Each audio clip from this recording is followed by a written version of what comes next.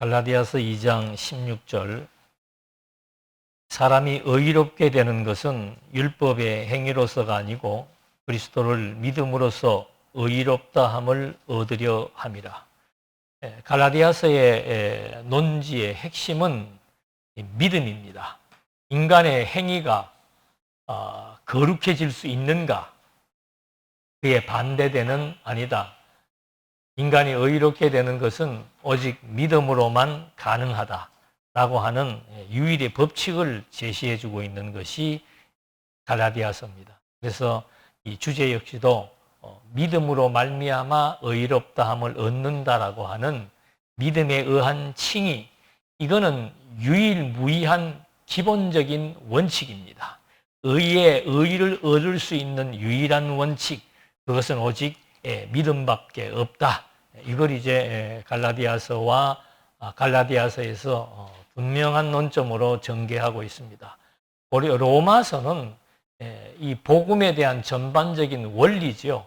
우리가 믿음으로 말미암아 의롭다함을 얻게 되는 전 과정의 원리를 진술한 것이라면은 갈라디아서는 그 믿음으로 말미암아 의롭다함을 얻게 된 그 핵심적인 어쩌면 방법에 해당될 수 있습니다. 그래서 여기는 오직 우리가 의인이 되는 것, 또 의롭다고 칭함을 얻을 수 있는 것, 이거는 유일 원칙인 믿음밖에 없다. 인간이 아무리 선을 행하며 산다 할지라도 그 사람이 그리스도를 믿지 않고서는 어느 누구도 의롭다함을, 하나님 앞에서 의롭다함을 얻을 수 없다. 내가 좋은 일을 많이 하면은 사람들로부터 좋은 평판과 칭찬과 때로는 의인의 어떤 칭호를 얻을 수는 있지만 그것이 하나님과는 전혀 무관한 것이고 하나님 앞에서는 그것이 의가 될 수 없음을 갈라디아서가 아주 분명하게 규명해 주고 있습니다. 무엇으로 그럼 우리가 하나님 앞에 의롭다함을 얻을 수 있는가? 그거는 그리스도를 믿는 믿음으로 말미암아 되는 것이지 다른 어떤 원칙이나 법칙도 통하지 않는다. 이거 하나만 잊어버리시지 않으면 됩니다. 그래서 갈라디아서에 나와 있는 중요한 개념 중에 의롭게 한다라고 하는 그 의롭게라고 하는 단어가 숫자는 작습니다. 6번밖에 안 되지만 그 의롭게 하는 단어를 통해서 양분되는 용어들이 있습니다. 의롭게. 인간이 하나님 앞에 의롭게 되는 데 있어서 율법이라고 하는 단어가 23번이 나온다 그랬습니다. 그리고 율법을 대변할 수 있는 유대인들의 할례, 이것이 12번이 나오고, 그 다음에 재밌는 단어가 행위라고 하는 단어가 4번이 나옵니다. 그러니까 하나님 앞에서 의인의 칭호를 얻을 수 있는 것은 율법의 할례에 의한 행위로는 절대로 될 수가 없다. 의롭다함을 얻을 수 없다. 반대로 믿음이라고 하는 것이 19번이 나옵니다. 그러니까 의롭게 되는 것은 뭔가 믿음으로 말미암아 되는데 이것은 율법이 아니고 복음이다. 이걸 11번이 나오고 마지막에 은혜라고 하는 것이 이제 7번 단어가 소개됩니다. 이거 횟수가 중요한 게 아니고 거기에서 사용되고 있는 용어들, 단어들을 찾아보니까 하나님께서 우리를 의인이라고 인정해 주시는 그 법칙이 뭔가 율법의 행위로 되는 것이 아니고 믿음으로 말미암은 하나님의 은혜다. 이게 이제 갈라디아서가 전개하고자 하는 논리의 요점이 되는 겁니다. 그래서 질문도 오늘은 이 믿음이라고 하는 것과 인간의 선행이라고 하는 것을 중심으로 질문을 했고 그 질문에 대한 내용을 이제 본문에서 설명을 하려고 하는데 오늘은 이제 이 갈라디아서는 짧고 기본적인 구조는 간단합니다. 이 신득이 믿음으로 말미암아 의롭다 하고 어렵다함을 없는 것은 마땅한 얘기다. 당이라고 하는 것은 어떤 마땅하다 그런 뜻이에요. 그러니까 인간이 불의한 자들인데 하나님 앞에서 믿음으로 말미암아 의롭다함을 얻게 되는 그것은 당연한 것이다. 마땅한 것이다. 이거는 절대 불변의 원칙이다. 그 얘기를 이제 1장, 2장에서 말해주고 있고 그렇기 때문에 이 복음이라고 하는 것, 그리스도를 믿음으로 말미암아 구원함에 이르게 되는 복음이라고 하는 것은 절대적이다. 그 다음에 이신득의 원칙, 그 원칙은 여기에 해당되는 겁니다. 인간의 행위로는 결단코 의롭다함을 얻을 수 없다. 그래서 그러면 반대로 인간의 선행은 의롭다함을 얻을 수 없나? 왜 인간이 우리가 평가할 때 아름답고 좋은 일들을 많이들 하며 산단 말입니다. 그런 사람이 그리스도를 믿지 않았다라고 해서 나의 의가 될 수 없다고 평가한다면은 도대체 그 기준이 뭐냐는 거예요. 왜 그렇게 얘기하느냐? 하나님을 믿지 않더라도 의로운 행동을 한 사람에 대해서는 우리가 의롭다고 인정을 해줘야 될 거 아니냐? 선행하고 봉사한 사람들에 대해서 왜 하나님을 모른다고 해서 그 사람의 행위에 대해서 우리가 그것을 불의하다고 평가해서는 되느냐 안 되느냐라고 하는 우리 인간적인 측면에서의 갈등이 있습니다. 없는 이유를 말씀을 드릴 것입니다. 그리고 첫 번째 질문도 마찬가지입니다. 여기에 원칙이라고 했는데 꼭 믿음으로만 의인이 되는가? 그리고 인간의 선행은 의롭다함을 얻지 못하는 이유가 뭔가? 그렇다면은 믿음이란 게 도대체 뭐냐? 이런 이제 질문들을 가지고 간단 명료한 갈라디아서의 내용들에 대해서 저러한 믿음과 관련된 신학적 주제들에 대한 설명을 해가면서 정리하도록 하겠습니다. 첫 번째가 당위입니다. 당위. 마땅하다. 의는 믿음으로 말미암아 주어지는 것이 마땅하다라고 하는 거. 그래서 저기에서 그게 믿음으로 말미암아 의롭다함을 얻는 그것이 복음이에요. 그런데 로마서에서도 밝혔듯이 복음이라고 하는 복음의 주체는 누구인가? 하나님의 아들 그리스도입니다. 지금 여기에서 본문에서도 하나님의 의가 나타났다. 그 의가 뭔가? 그 의는 하나님의 아들 그리스도를 통해서 펼쳐지는 사역에 대한 주체 설명을 하는 겁니다. 그래서 이 믿음으로 말미암아 인간이 의를 얻는 것은 마땅한 것이다. 왜냐하면 바로 이 복음이라고 하는 것이 아주 근본적인 원칙이 있다는 거죠. 그렇기 때문에 절대 복음인데 이 믿음으로 말미암아 의를 얻게 되는 절대 복음이라고 하는 것을 바울이 밝히기 위해서 먼저 도입해서 무슨 말을 하는가 하면 내가 사도가 된 것은 하나님 아버지로 말미암아 되었다. 그러니까 제일 먼저 밝히는 것이 뭔가 하면은 신적인 권위를 밝힙니다. 이신득이의 칭의가 정말 마땅히 그렇다. 그거 외에는 다른 길이 없다라고 하는 것을 바울이 지금 1장, 2장에서 증거를 하려고 하는데 그 말을 하기 위해서 처음에 바울이 끌고 오는 것이 뭔가 하면 당신의 사도직입니다. 내가 사도가 된 것이 어떤 어떤 총회에서 어떤 단체에서 인준을 해줘서 되었거나 그렇지 않으면은 다른 사도들이 나를 인정을 해줬기 때문에 내가 사도가 된 것이 아니고 그냥 하나님 아버지로부터 내가 누구의 그리스도의 사도다. 내가 지금 자기의 직분에 대해서 기원을 밝히는데 그 기원이 신적인 권위가 있다라고 하는 사실을 밝힙니다.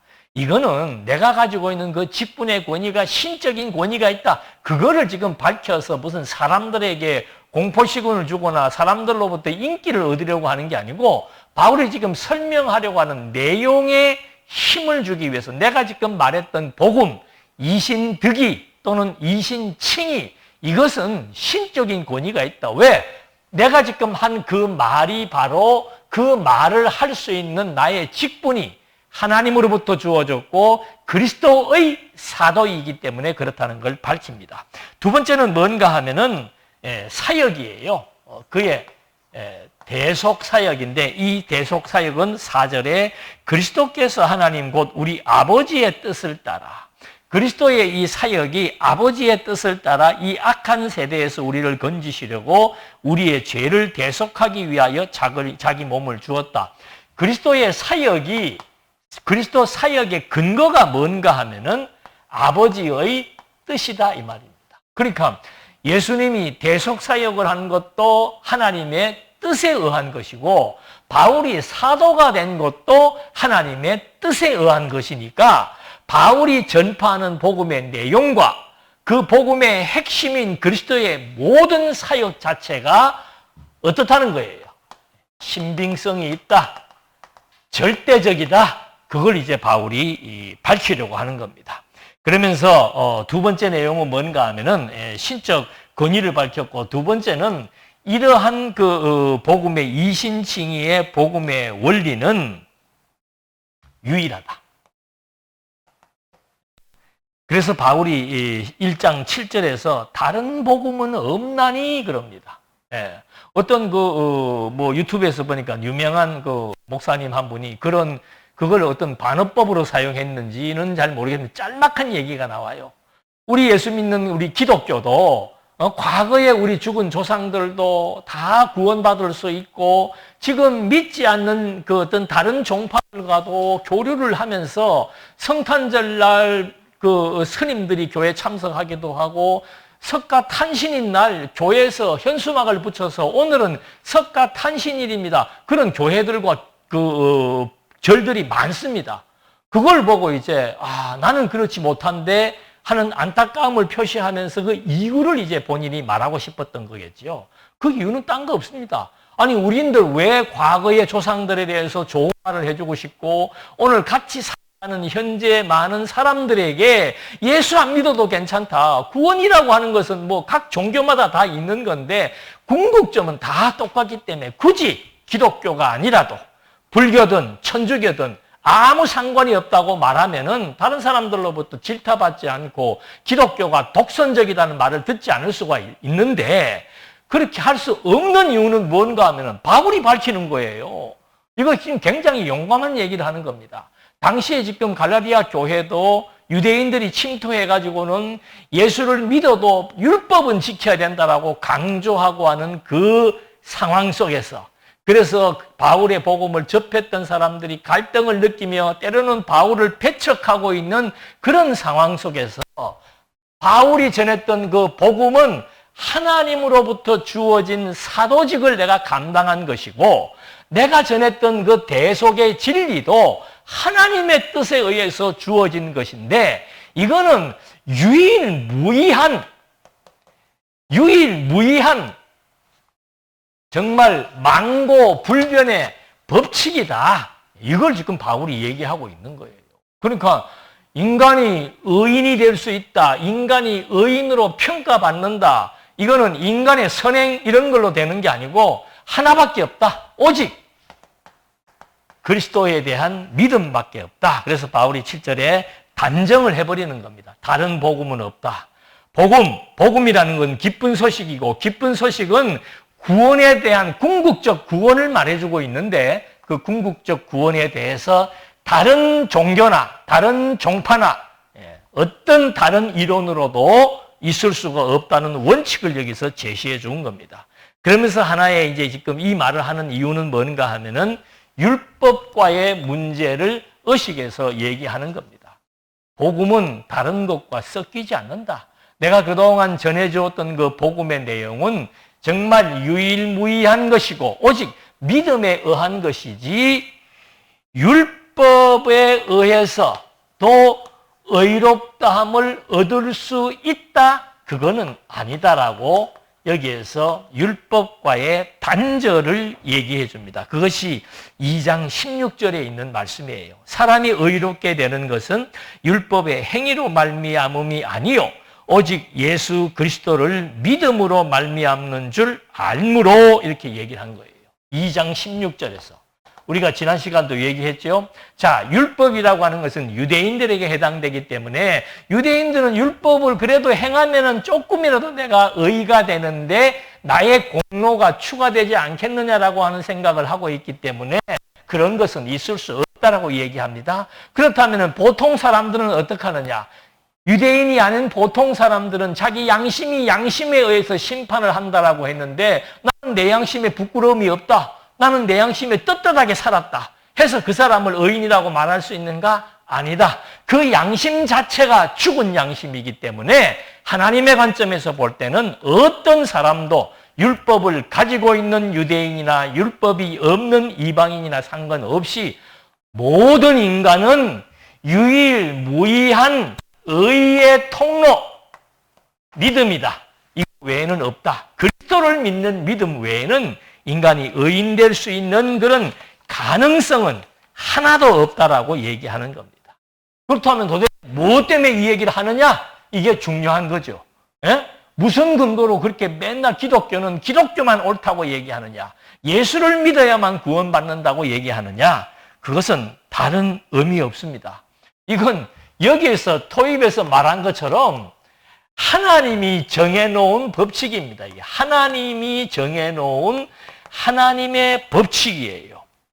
그게 어디에 나오는가? 늘 말씀드린 대로 에베소서 1장 3절로부터 5절에 나옵니다.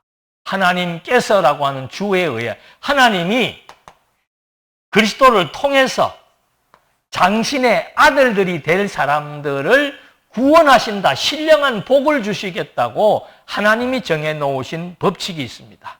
나중에 또 왜 그리스도를 믿어야만 우리가 의인될 수 있는가 거기에서 좀 자세히 밝혀드리도록 하겠습니다. 같은 얘기인데 그래서 이거는 하나님이 결정한 법칙, 믿음으로 그리스도를 믿음으로만 의인이 된다라고 정한 것은 하나님이 결정한 법칙이기 때문이다. 창세전 그리스도 안에서 선택한 자들을 하늘에 속한 신령한 복을 주신다고 하나님이 결정해 놓은 하나님의 작정에 근거한 것이기 때문이다. 두 번째는 방금도 말씀드린 대로 타락한 인간의 본성은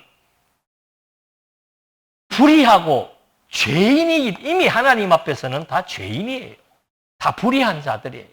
그렇기 때문에 인간의 행위, 인간 본성 자체가 타락한 것이고 불의한 것이고 죄의 근성을 가지고 있기 때문에 그것은 뭐 어떤 누구라도 그리스도에 대한 믿음이 없이는 의롭다함을 얻을 수가 없다. 그렇다면 유대인들에게 율법을 주신 것은 왜 주었는가? 그 율법을 준 것은 죄인인데 죄인인 줄 자꾸 모르고 의인인 줄 착각을 하니까 율법을 통해서 인간의 죄를 드러내어 인간을 심판 아래에 있다는 사실을 깨닫게 하기 위해서 준 것이다. 그래서 불이라고 하는 것은 율법이라고 하는 것은 그 두 가지입니다. 죄인의 본성, 여기 있는 인간의 죄인의 본성을 드러내어 주고 그 결과로 말미암아 심판을 받는다는 사실에 대해서 각인시켜 주기 위해서 바로 이 유일무이한 믿음의 통로가 없이는 영원한 생명을 얻을 수도 없고 하나님 앞에 의롭다함을 얻을 수도 없다라고 하는 사실을 이제 1차적으로 밝혀준 겁니다. 두 번째는 이신득의에 대한 원칙이에요. 믿음으로 말미암아 의롭다함을 얻는다라고 하는 것은 이거는 절대 불변의 원칙이라고 그랬습니다. 그 이유는 뭔가? 이게 하나님의 절대 명령 또는 하나님의 절대 언약, 이건 이미 확정된 겁니다. 그러니까 왜 하나님이 뭔데 그렇게 하시느냐라고 혹시 누가 묻는다면은 하나님은 모든 만물을 창조하신 창조주요 주인이에요.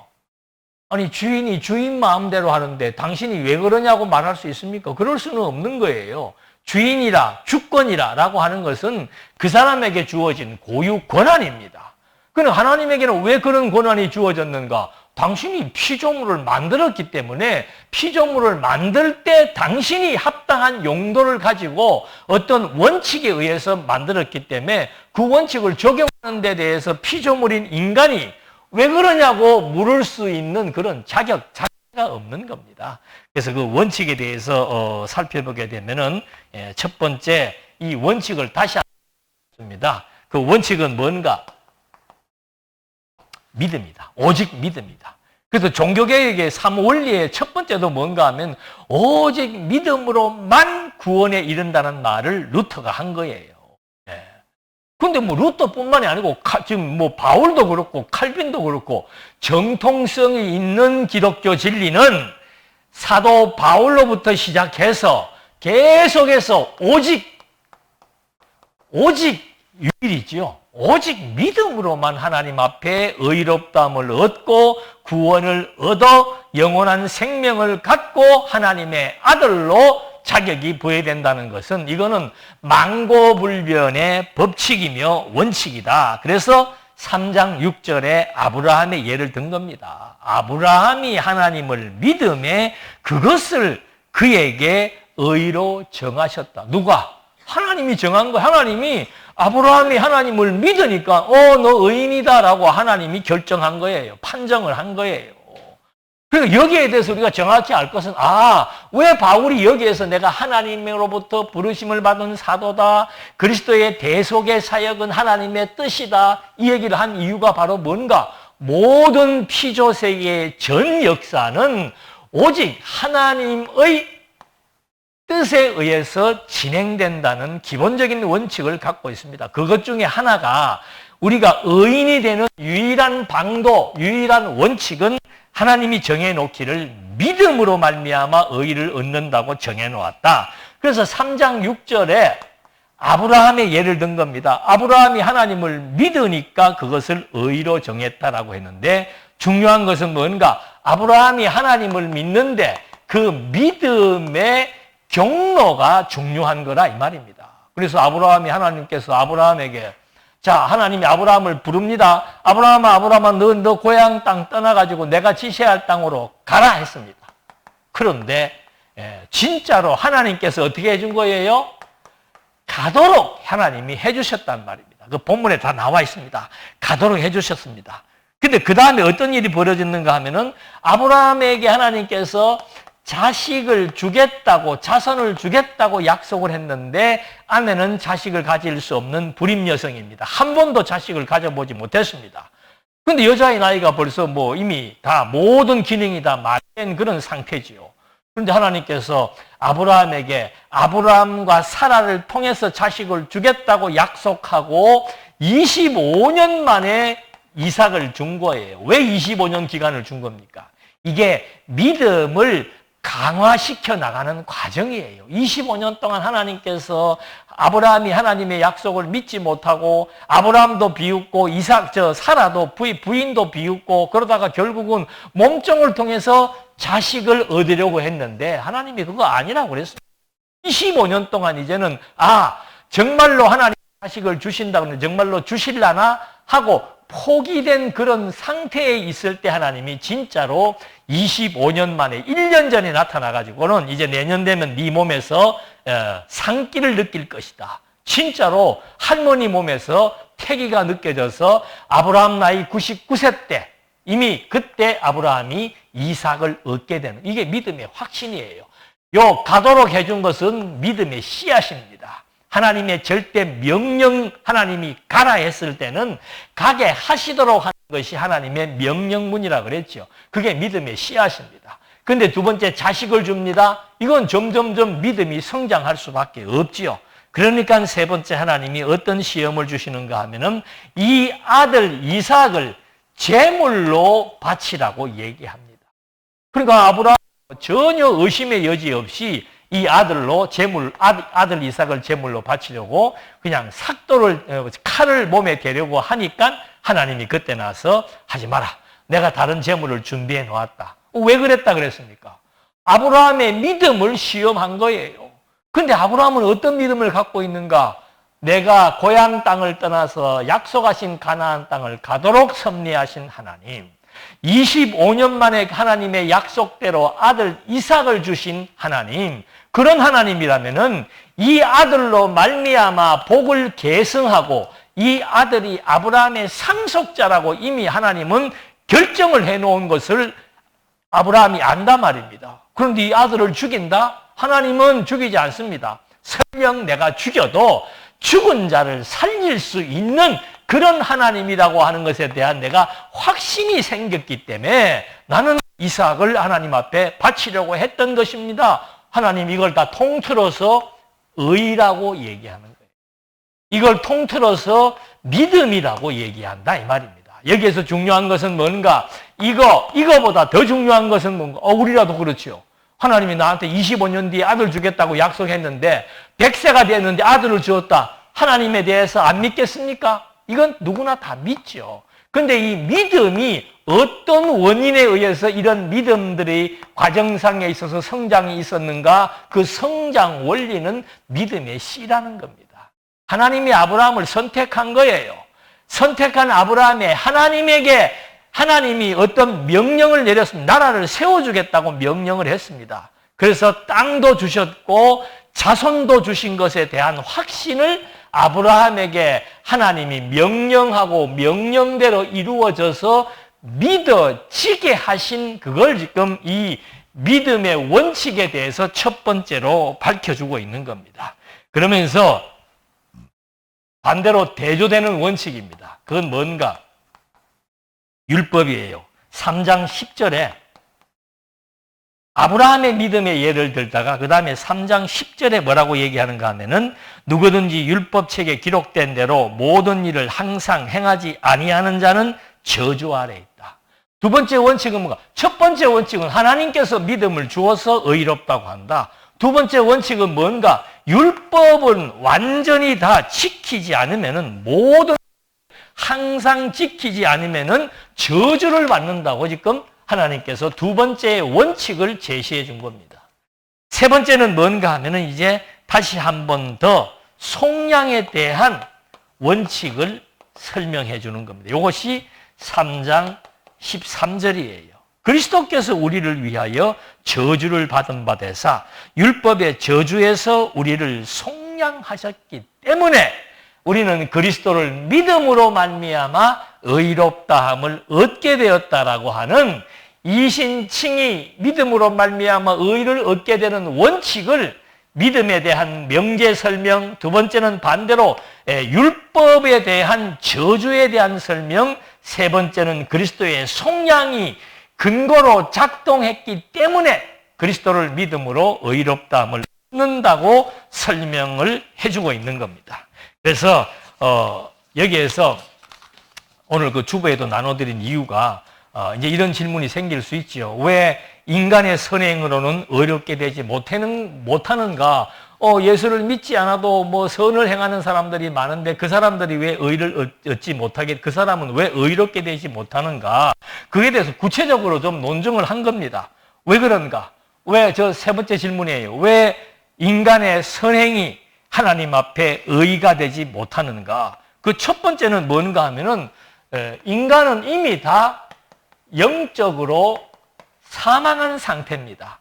영적으로 사망한 상태를 뭐라고 얘기하는가 하면은 바로 죄인이다라고 얘기하는 겁니다. 그러니까 죄인이 아무리 옳은 일을 해도 내가 죄인으로 선고받은 그 죄인에 대해서는 이미 그것이, 예를 들어서 내가 사형으로 선고받은 사람이다. 근데 그 사람이 뭐 감옥산에서 좋은 일을 한다고 해서 사형을 면제받는가? 그런 법은 없다라고 하는 것을 밝혀주는 겁니다. 그래서 사람이 영적으로 이미 죽은 사람은 어떤 행동을 하더라도 그것은 의가 될 수 없고 죄가 된다라고 밝혀주는 겁니다.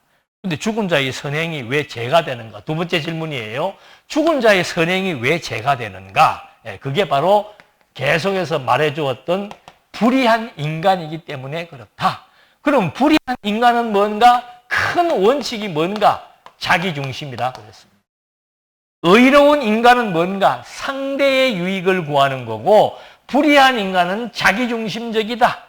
그래서 이걸 뭐 요즘 말로 하면 이기적이다. 그거예요. 우리는 이기적이다, 이기심이다. 그거를 별로 그렇게 중요하게 여기지 않습니다만은 자기중심이라고 하는 것 자체가 벌써 하나님에 대한 배척이며 반항이라는 것을 이제 설명을 드렸는데 오늘 또 한번 다시 간단하게 말씀을 드리겠습니다. 자, 그래서 이 죽은 인간은 다 죄인이다. 왜 죄인이 되는가? 그 죄의 상태가 자기중심이기 때문에 그렇다.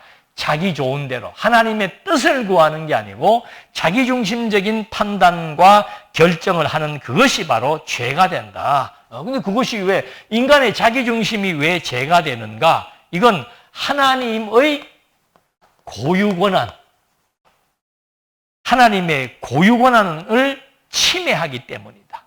예? 하나님의 고유 권한이 뭡니까? 하나님의 고유 권한은 선과 악에 대한 판단을 할 수 있는 주체는 하나님밖에 없다 이 말입니다. 그런데 인간이 자기 마음대로 하려고 한다. 선, 좋고 나쁜 것을 판단하는 주체는 하나님인데 사람이 자기 좋은 대로 좋다 나쁘다를 판단하고 결정하려고 하는 거. 그래서 바로 죽은 사람이 하는 생각과 행동 모든 것이 하나님 앞에 죄가 되는 이유는 자기 중심의 좋은 대로 선과 악을 판단하려고 하는 이것은 하나님의 고유 권한인데 그 고유 권한에 대한 도전 또는 월권이기 때문에 그렇다. 그래서 선악에 대한 판단은 하나님의 고유 권한이다. 또 다른 말로 하면은 선악에 대한 판단이라고 하는 것을 하나님만이 할 수 있고 인간이 할 수 없는 이유는 선악 판단이라고 하는 것 자체가 심판한다 이 말입니다. 하나님은 선과 악을 반드시 심판합니다. 선에 대해서는 생명의 심판을, 악에 대해서는 사망의 심판을 하는 심판주가 하나님이기 때문에 하나님 중심으로 모든 것을 판단해야만 옳고 그름에 대한 판단을 할 수 있는 것이지 이미 죽은 영혼을 갖고 자기 중심으로 판단을 한다면은 우리는 다 달라요. 그러니까 그 가나안 땅을 정복하기 전에 미디안 광야에서 하나님이 정탐꾼을 보내잖아요. 두 파로 나눠지는 겁니다. 어떻게 나눠지는가? 갈 수 없다와 갈 수 있다. 근데 하나님이 갈 수 있다라고 손을 들어준 이유는 뭡니까? 하나님의 판단에 이미 그 땅은 갈 수 있다고 하나님의 뜻으로 이미 다 작정을 해놓은 것이기 때문에 약속을 해놓은 땅이기 때문에 하나님의 판단으로 갈 수 있다는 건데 사람의 판단으로서는 갈 수 없다고 했다는 거. 그게 바로 심판의 대상이 된다는 것을 알려주는 겁니다. 그래서 재밌는 것이 뭔가 하면은 하나님께서 제일 태초에 만들어 놓은 법이 뭡니까? 율법을 주기 전에 만들어 놓은 법이 뭐예요? 선과 악을 아는 것, 이걸 금해 놓은 법이, 이걸 이제 우리가 간단하게 줄이면 선악과라 그랬죠. 인간이 선과 악을 알게 되는 것은 하나님이 절대로 해서는 안 되는 것이라고 제일 먼저 하나님이 주신 법령이 바로 뭔가 하면은 선악과에 대한 법령이에요. 왜 이 법령을 주신 이유가 뭡니까?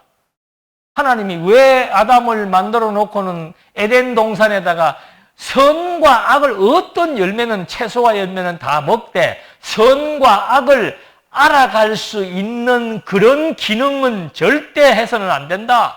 인간이 그 기능을 가져서는 안 된다. 첫째는 하나님이 선악에 대한 주체며 판단의 주체이기 때문이고 두 번째는 하나님이 모든 것의 주체가 되어 있고 그래서 하나님이 자기 기준에 의해서 심판을 하시는 분인데 인간이 선과 악을 떡 알아가지고 아담과 하와가 자기들 좋은 대로 하겠다고 하니까 하나님께서 안 된다. 그 말의 의미는 선과 악은 인간이 알아서는 되는 것이 인간이 주체가 되어서는 안 되고 하나님만이 선과 악을 판단할 수 있는 주체라고 하는 사실을 명시하기 위해서 선악과의 열매로부터 하나님이 이제 섭리를 심판해 나가는 거죠. 근데 아담이 이걸 따먹은 거예요.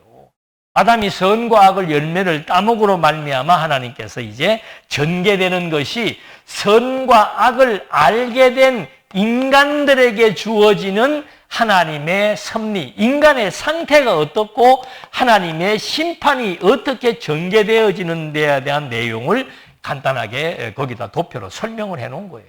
그러니까 아담이 선악과를 먹게 되는 게 뭔가 하면 하나님처럼 되려고 먹은 거예요. 이게 말이 되는 소리냐 이 말입니다.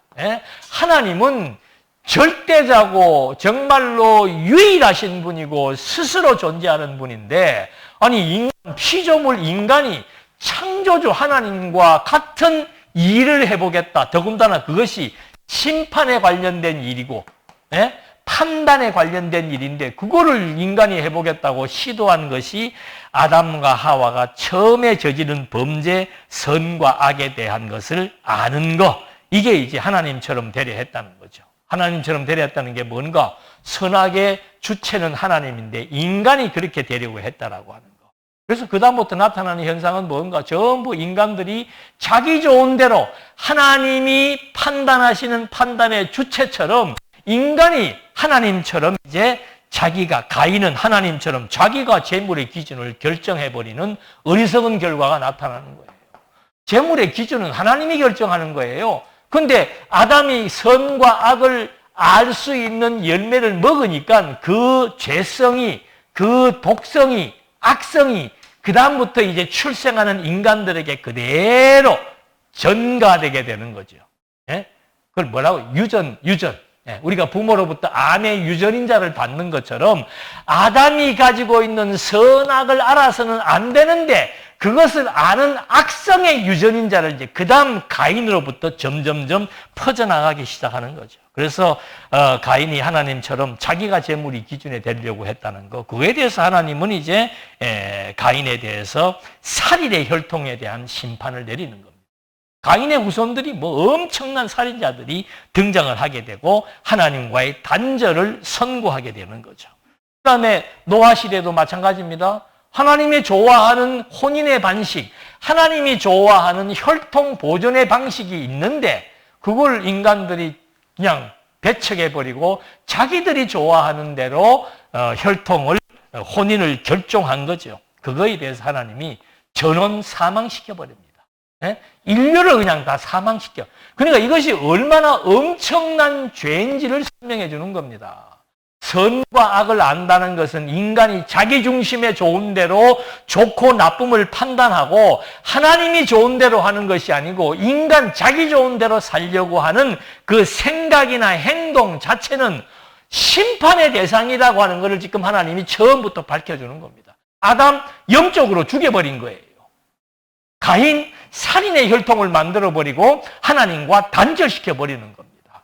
노아 시대의 인류들, 온 인류를 물로 다 물 심판을 통해서 한 사람도 남지 않고 하나님이 의롭다고 인정해준 노아의 8 식구들과 생육 번성해야 되는 동물들을 남겨놓고서는 다 심판해버린 거죠. 이처럼 그런 방식으로 이스라엘 역사가 진행되는데 마지막에 오셨던 예수 그리스도는 지난 시간도 말씀드렸죠. 하나님의 기준에서 하나님의 의를 실현하신 분이라 이 말입니다. 나중에 구체적인 사항은 또 설명을 하겠습니다만은 여기에는 인간이 선악의 주체가 되었던 내용들에 대해서 하나님은 철저하게 심판합니다. 그러니까 유대인들이 왜 율법을 가지고 자기들이 율법을 행하냐?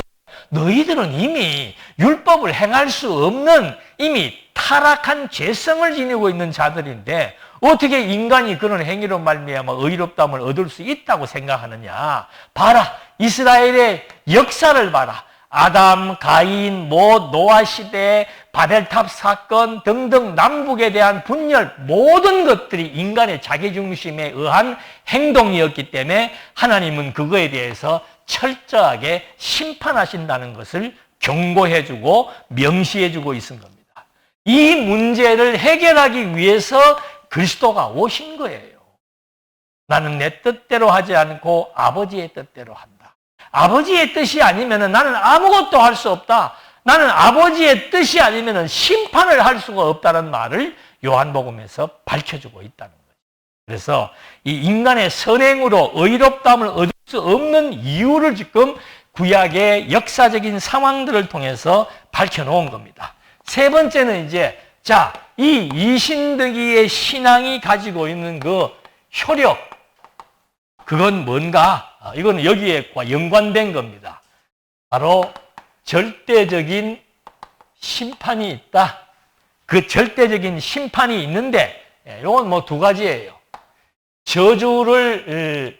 저주에 대한 속량을 받는 자들이 있고 저주에 의해서 그대로 심판을 받는 자들이 있다. 이거 이제 2가지를 이제 앞에서도 밝혔는데 그런 내용을 가지고 전개를 해나가는데 첫 번째,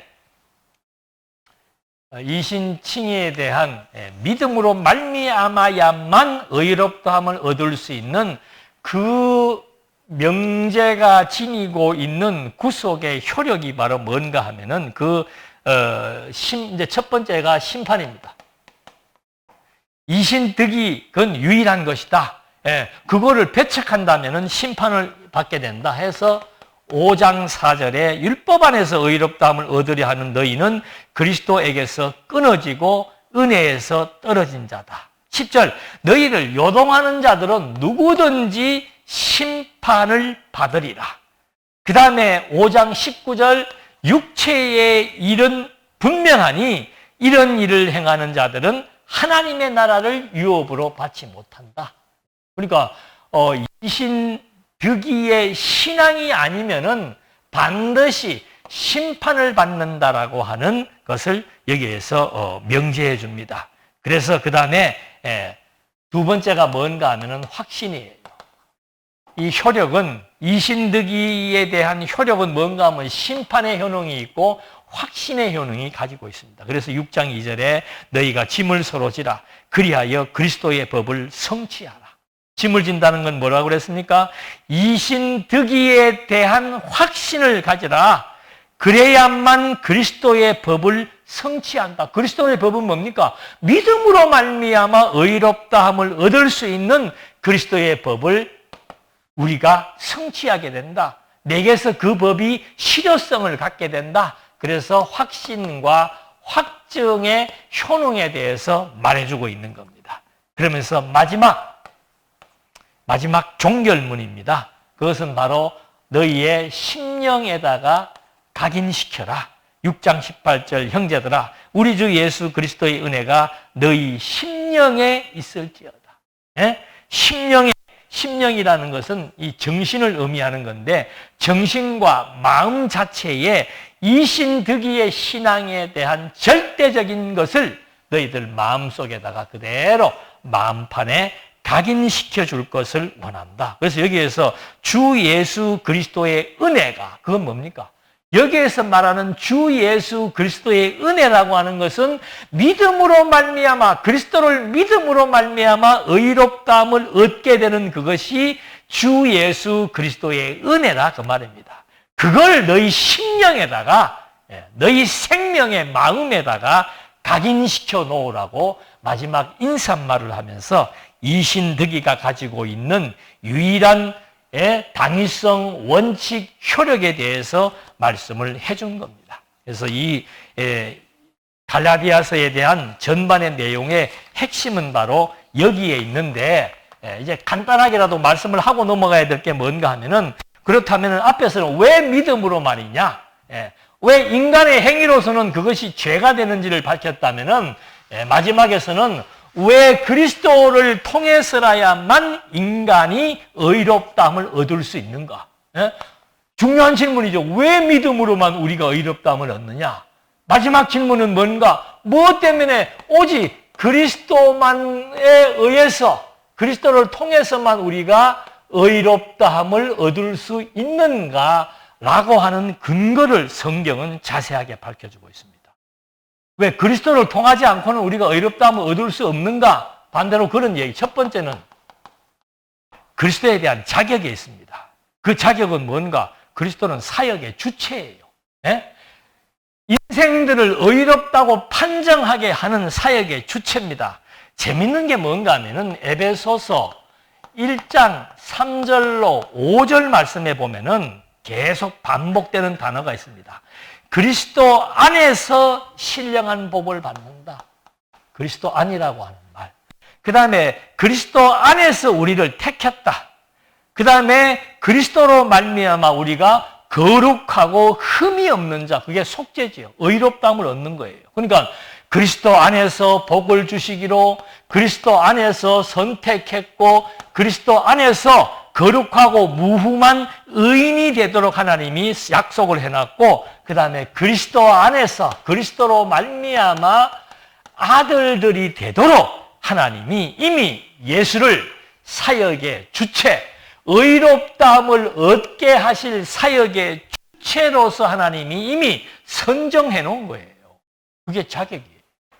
그래서 이 그리스도를 통하지 않고서는 아무도 신령한 복이나 의나 아들들이 될 수 없다라고 하는 사실, 선택받을 수도 없는 겁니다. 그래서 그리스도를 통해서 그리스도 안에서 선택한 일이기 때문에 그리스도만이 인간을 의롭게 할 수 있다.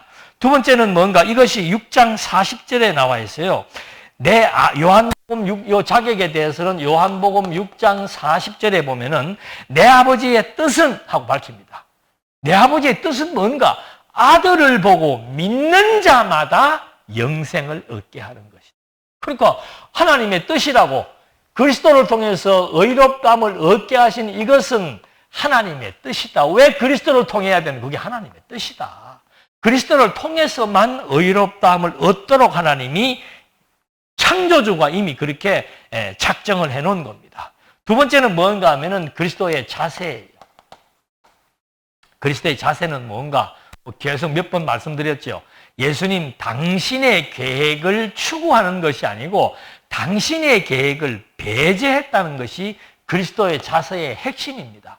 그럼 당신의 계획을 배제했다는 말은 다 반대말로 당신을 보내신 하나님의 뜻만을 온전히 성취하려고 한 것입니다.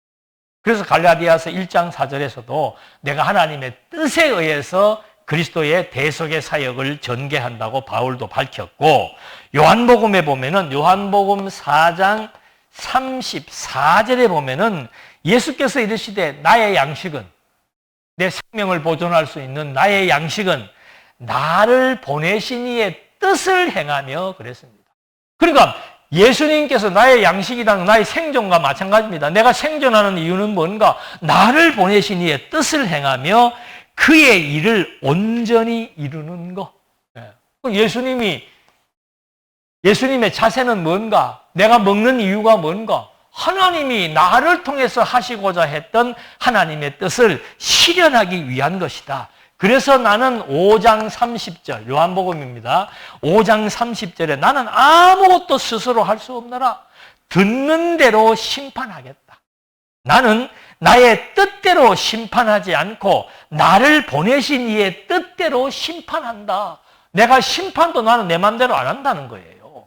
하나님의 뜻에 의해서 내가 심판을 할 것이고 하나님의 뜻을 내가 이루기 위한 것이 내가 온 이유며 목적이라고 밝히는 겁니다. 그러면서 6장 38절에 이제 결론적인 얘기, 6장 38절에 내가 하늘에서 내려온 것은 내 뜻을 행하려 함이 아니요 나를 보내신 이의 뜻을 행하려 함이니라. 왜 예수만이 우리를 어렵게 할 수 있는가? 그거는 그의 자세에서도 볼 수 있듯이 그것이 하나님의 뜻이기 때문입니다. 왜 예수만이 우리를 의롭다고 할 수 있는가? 그것이 하나님께서 창세 전부터 이미 부여하고 규정해 놓은, 하나님이 결정해 놓은 그리스도에 대한 자격이에요. 세 번째는 뭔가? 그의 사역입니다. 그리스도의 사역은 심판의 요구를 충족하는 겁니다. 심판. 그리스도의 사역은 뭔가 하면은 죄가 요구하는 심판은 뭔가 하면은 사망이에요. 그 사망을 당신이 십자가로 말미암아 완전히 속량한 거예요. 그래서 지금 제가 지난 갈라디아서 할 때도 속량에 대한 역사적인 신학적인 의미를 설명해 드리는 이유가 뭔가 하면은 당신에게 주어진 사역이 어떤 사역이길래 당신에 의해서만 의롭다함을 얻게 해주는가? 그 사역은 바로 죄가 요구하는 요구, 죽음이지요. 그 죽음을 당신이 대신 속량을 해서 대가를 지불했고, 그래서 소유권을 이전해 버렸기에 생명, 여기에 있는 사람들의 생명의 소유권을 당신이 가지고 왔기 때문에 그리스도의 그 사역에 의해서만이 우리가 새 생명을 얻을 수 있다고 말해주는 겁니다. 네 번째는 뭔가? 권세예요. 권세. 그리스도의 권세는 어떤 권세를 지니고 있기 때문에 우리가 이 죽음으로부터 생명을 얻을 수 있는 유일한 통로가 되는가? 의를 얻는다는, 믿음으로 말미암아 의를 얻는다는 것은 하나님의 아들이 된다는 것이고, 하나님의 아들이 되었다는 것은 하나님의 생명의 DNA를 받았다는 의미이며, 이 생명의 DNA는 죄와 사망으로 죽어버린 자들에게 하나님의 아들 그리스도의 생명의 DNA가 주어짐을 의미하는 겁니다. 도대체 당신에게 무슨 권세가 있어서 그러는가? 당신이 바로 하나님의 아들의 권세가 있다. 하나님의 아들의 권세는 뭔가? 죽음에서, 로마서 1장 3절이지요. 죽음에서 부활함으로 말미암아 내가 하나님의 아들의 권세가 있다. 하나님의 아들의 권세가 있기 때문에 피조 만물 모든 생명들을 주관할 수 있는, 죽이고 살릴 수 있는 그런 권한이 당신에게 있다는 겁니다. 마지막으로 그의 본성이 뭔가? 그의 본성은 히브리서 1장 2절과 3절 말씀대로 그는 영광의 광채요. 그 다음에 뭐예요? 예? 본체의 형상이다. 다시 말해서 그의 본성은 하나님이다 그 말입니다. 그렇기 때문에 그의 능력으로 만물을 붙들고 있고 죄를 정결케 하며 위엄이 있는 하나님의 우편에 존재하고 있다라고 하는 사실을 히브리서 1장 2절로 3절에서 바로 왜 예수만이 우리를 의롭다함을 얻게 할 수 있는가? 그의 본성이 바로 하나님이시죠. 하나님의 영광의 광채고 하나님의 본체의 형상을 지니고 있기 때문에 바로 그리스도만이 우리를 의롭다함을 얻게 할 수 있는 자다. 그래서 바울은 로마서 11장 36절에 왜 그리스도만이 우리를 의롭다함을 얻게 해서 생명을 얻게 할 수 있는가? 만물이 그에게서 나왔고 만물이 그에 의해서 섭리가 되며 만물이 그에게로 돌아가 심판의 역사의 결과를 산출하는 것이기 때문에 오직 그리스도에 의해서만 우리가 의롭다함을 얻고 하나님의 자녀가 될 수 있고 영원한 생명을 얻을 수 있는 유일무이한 생명의 법칙이요 이신득이의 원칙이라고 하는 사실을 갈라디아서를 통해서 한 번 더 확인해 본 것입니다. 기도하시겠습니다. 우리가 예수를 믿고 살아가는 이것은 상천하지의 기적의 역사입니다. 믿고 싶다고 믿어지는 것도 아니고 믿겠다고 결단해서 되는 일이 아닐진데 이건 정말 우리가 하나님을 선택한 것이 아니고 하나님의 선택의 결과이며 하나님께서 그리스도를 통해서 믿음으로 말미암아 의롭다함을 얻게 하시겠다는 하나님의 뜻이 하나님의 아들 그리스도를 통해서 그대로 실현되며 성취된 역사의 결과로 주어진 것임을 또 한 번 확인해 봅니다. 믿음의 가치가, 그리스도의 가치가 내 인생의 전 역사를 이루어 나가는 섭리에 있다는 것을 또 한 번 깨닫고 내가 그리스도인이 되었다는 것, 하나님의 성도가 되었다는 것, 그리스도를 의지하지 않고는 살아갈 수 없음을 또 한 번 고백하면서 하나님 자녀로서의 진가가 무엇인지를 알고 살아갈 수 있도록 우리의 생명과 지혜와 명철을 끝까지 보존하고 인도해 주시옵소서. 예수님의 이름으로 기도드립니다. 아멘.